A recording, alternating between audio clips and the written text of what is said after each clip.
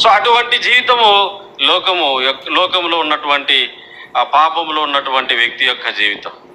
అయితే దేవుడు పెంట కుప్ప మీద నుంచి లేవనెత్తువాడు. పెంట కుప్ప మీద నుంచి లేవనెత్తాలంటే ఏం చేయాలా? ఏం చేయాలి? మనం రోడ్డు మీద నిలబడుకొని లేపుతాం పెంట కుప్ప మీద నుంచి. పెంట కుప్ప మీద వాడిని వాళ్ళు లేవాలంటే మనం కూడా పెంటలోకి, ఆ పెంట కుప్పలో కాలు పెట్టాలా, ఆ పెంట కుప్పంలో నిలబడా, అప్పుడే వాడిని లేపగలం. పైగా పెంట కుప్ప మీద ఉన్నవాడికి పెంటంతా అంటుకొని ఉంటుంది. ఆ స్థితిలో వాడిని చేయబట్టుకొని లేపడానికి ఏ మానవునికి దయ ఉంటుంది?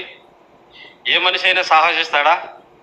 ఏ మనిషి అయినా ఆ దయతో ఆ వ్యక్తి పెంట కుప్ప మీద పడి ఉంటే ఆ పెంటలోకి దిగి పెంట అంతా అంటిన వాడిని చేయబట్టుకొని లేవనెత్తాడా? అది మనుషునికి అసాధ్యం, దాదాపు చేయలేం. ఏదో మన తాగి పడిపోయిన అన్నదమ్ముల తల్లిదండ్రుల విషయంలో తప్పితే అది కూడా ఆలోచించు. కొన్నిసార్లు ఆ స్థితిని మన తల్లిదండ్రులైన అన్నదమ్ములైనటువంటి స్థితిలో ఉంటే అసహించుకుంటాం. అయితే ఇక్కడ దేవుడు ఏం చేశాడు? ఆ పెంట కుప్ప మీద పడి ఉన్న అనుభవంలో ఉన్న మనల్ని దేవుడు స్వయంగా ఈ లోకానికి వచ్చి చేయబట్టి మనల్ని లేవనెత్తినాడు. ఆ లేవనెత్తుట్లో పెంట కుప్ప అయినటువంటి ఈ లోకంలోకి ఆయన రావాల్సి వచ్చింది.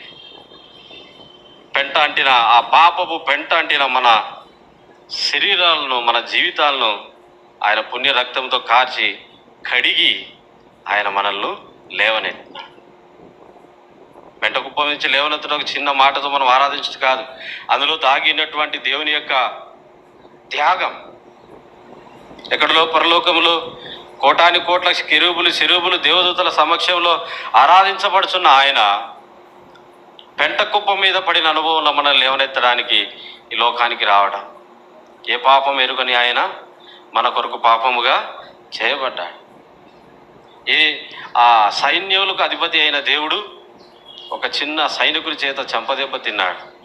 అంధకార సంబంధముకి అధికారానికి తాను అప్పగించుకున్నాడు. ఆ పాపమునంతా తన మీద వేసుకొని, అనగా ఆ పెంటంతా, పాప పెంటంతా తన మీద వేసుకుని ఆ స్థితి నుంచి కడిగి మనల్ని లేవనెత్తి ఎక్కడ కూర్చుండబెట్టినాడు? అధికారులతోనూ మహిమగల సింహాసనం.